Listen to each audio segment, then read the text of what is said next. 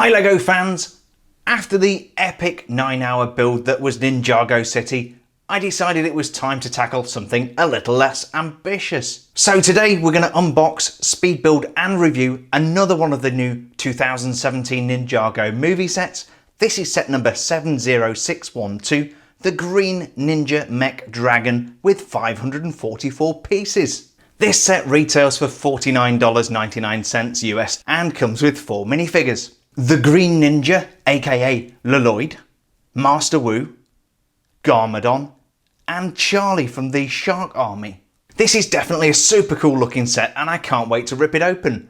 Before we do, let's flip over the box and take a quick look at the back. Awesome, so essentially what we've got in this box is this 23-inch long poseable Ninja Mech Dragon. There are some interactive features. We have a couple of stud firing guns on the legs and some hidden booster rockets that fold out from the body of the mech. We also have a swooshing tail which we can work using a wheel on the back of the mech. Now before we open up the box, I did notice something with this set that gave me a little cause for concern, and if we give it a shake, you're going to notice that there is a lot of air inside the box. It doesn't feel like that box is full of Lego, so it's going to be really interesting to see how much we actually get compared to the size of the box. Let's do this!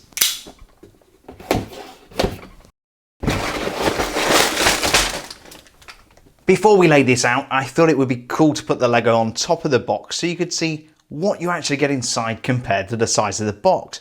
I may be judgmental here, but I've got a feeling you could probably get all of that stuff into a box that's at least half the size, maybe 2/3, but maybe it wouldn't look as cool on the shelves and maybe, just maybe, Lego wouldn't sell as many. So here's everything we get inside the box. We have 4 bags of Lego, including a brick separator, 2 instruction manuals, and the dreaded sticker sheet. We're going to go ahead and get this built. This is going to be a 90-second speed build.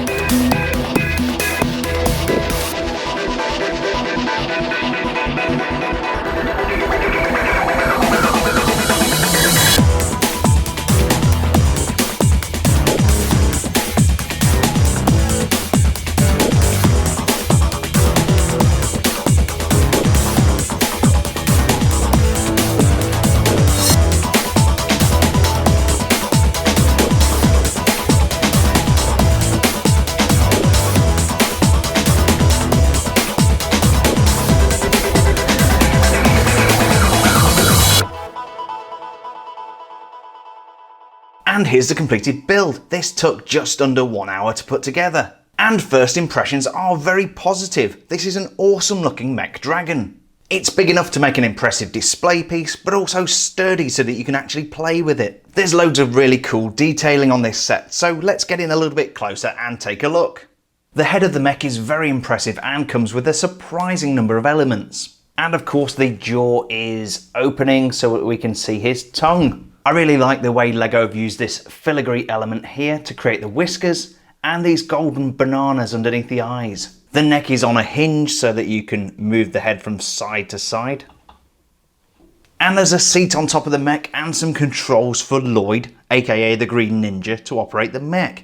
There's also a convenient place here for Lloyd's sword and this cool heads-up display. Behind the controls there is another point of articulation, and we have these pair of ratchets here so that we can move the head up and down. Next we have these front legs which have multiple points of articulation, including the ability to swing out like this so we can turn the claws in. These legs can also be moved up and down like so that they can be angled, and we have a ball joint at the foot and some poseable claws as well. So there are many ways you can articulate this mech and position him just how you want to display him or play with him. Here's a closer view so you can see all of those points of articulation in the legs. And as we look up, you can see the plates, the bony plates underneath the mech dragon's neck. On the side of the mech, we have some nice detailing courtesy of these stickered pieces. And this no step warning is a reminder that this is a machine and not an actual dragon. We have a panel on each side here which we can lift up, and that reveals the engines of the mech so that it can fly. Those look very cool, and I can imagine for younger builders having the ability to pretend that the mech can fly is going to be a great deal of fun. I just wonder how many of these are going to get dropped and end up in the big box of Lego parts that everybody has. Putting the mech into flight position exposes another cool feature of the set. We have a stud firing gun on each one of the front legs, and I think it would be rude not to demonstrate. The only problem is that it can be quite difficult to get these studs back on the stud firing guns because of the proximity to this green piece just here. All along the back of the mech and its tail we have these very cool spines, and all of these are individually adjustable. So if we wanted to flex them back when the mech is in flight, we can do that, and that gives us an endless array of configuration options. There is also a really interesting point of articulation here which allows some limited movement on the back of the tail. And what we can see here is that we've got two rubber pieces on either side which will spring the tail back into position. The back legs are in this crouch position, but we still have several points of articulation. We can move the hips up and out or backwards and forwards. And we have another point of articulation here on the toe. This is a ball joint, so we have ultimate flexibility there. And of course the claws are individually articulated. And then finally at the back of the mech we have this very elaborate tail with a further 3 points of articulation. I particularly like this gold element that forms the end of the tail, and this use of the katana swords on either side. The tail is very flexible indeed and comes with this wheel here at the top which we can use to whip the tail from side to side. Lord Garmadon had best watch his back. Here are the 4 minifigures that come with the set. From left to right we have Charlie, Garmadon, Master Wu and the Green Ninja. Let's take a closer look and find out what the deal is with that thing that Garmadon is holding. This is the Garmadon minifigure and he is holding an enormous accessory. Let's take a look at that before we have a look at the minifigure himself. I have no idea how this fits into the movie, but this is apparently a keychain laser pointer. And yeah, when you know what it is, it's quite obvious. But this has got a great keychain attached to it and a little stud there that you can put into Garmadon's hand. And this must have some place in the movie. I presume this is something that's come from the real world and not the Ninjago world, but that is Garmadon's laser pointer. The Garmadon minifigure also comes with this pair of katanas, which are very cool, very flexible. I'm just going to take these out of the way so we can concentrate on the minifigure himself. And he has this great cape. As you can see, it's a long length cape at the back with these 2 strips down the front. And he has printing to both of the torso pieces. As you can see here, he has 2 torso pieces with this extension piece on here to give the minifigure some stability. That is fully printed on the front, and we have printing on the front torso here that continues down onto the legs. If we turn him over, we also have some printing on the back, but only to the lower torso. You can see the outline of the muscles to the lower arms here, and no printing on the back of the legs. Taking a look at his face, we have that fearsome Garmadon face.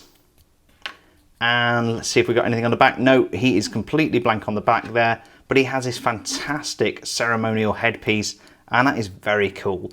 I think that's the same one that we saw in the collectible minifigure series, but nonetheless, that is a fantastic Garmadon minifigure. Now, I just wanted to compare him to an earlier Garmadon minifigure. So this one on the right here is from set number 2507, the Ninjago Fire Temple from a few more years ago than I care to mention, and he is also an awesome minifigure, but he only has 2 arms, which is interesting. There were earlier incarnations of Garmadon which only had 2 arms. I don't know his backstory, I don't know where the extra arms came from, but if you care to let us know, please note it down in the comments below. This is Master Wu, and he comes with this long brown staff, which I'm just going to take out of the way for a moment, because it's not very interesting. So he has some very nice printing on the front of his outfit. I don't know what you'd call this, whether it's a tunic or a smock, and that printing continues down onto this fabric piece which wraps all the way around Master Wu. And there's also some printing on the back there. We have the symbol there, and he's wearing this very cool beard piece, which I think is exclusive to Master Wu, but feel free to correct me if I'm wrong. He also has some printing on the front of his feet, but there's no further printing, I think, on the legs. There's nothing underneath there. And finally, he has this conical hat. Now, depending on your perspective, either this minifigure is slightly disappointing, or the one from the collectible minifigures series is slightly disappointing, because there is no difference between these 2 minifigures apart from the base plate and the cornflake box. Now, I appreciate this is going to be absolutely unique to the minifigures, but in fact, I tell a lie. Look at the faces. There is an exclusive print on the collectible minifigures. Let's just quickly take off those hats, and you can actually see, yes, the facial expressions are different. So apologies, Lego, you are giving us something unique either in this set or in the collectible minifigures. I'm not sure which. This is Charlie, and to me this looks like one of the generic Shark Army goons. In fact, if I go back to the Shark Army gunner from the Manta Ray bomber set, he is exactly the same.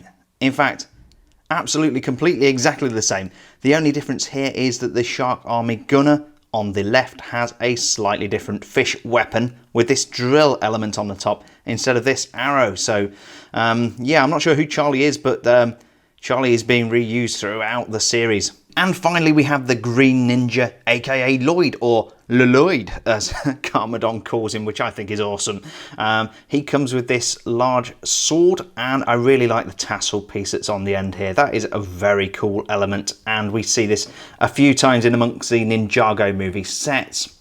If we take a look at his printing, he is fully printed down the front, torso, and onto the legs. He has a little bit of arm printing going on here, and printing on the back of the torso, but not the back of the legs. Then we have this 2-part headgear, consisting of the, I guess, what would you call that? Some kind of headscarf and bandana. And then you've got this scarf that wraps around the mouth there. And if we turn that around, you can just see his face peeking out from below. And I suspect, yes, we do have another expression on the back there. A slightly more playful wink going on from Lloyd Garmadon. And that is our Green Ninja minifigure. That is Lloyd.